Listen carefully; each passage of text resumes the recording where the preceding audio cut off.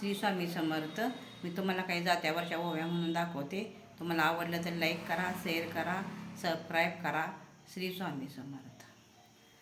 जात्या ईश्वरा मला जड नको जाऊ, जात्या ईश्वरा मला जड नको जाऊ.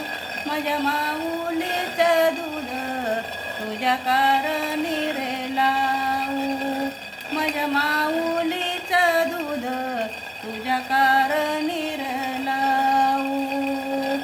जात्या ईश्वरा तुला वडून बघते, जात्या ईश्वरा तुला वडून बघते.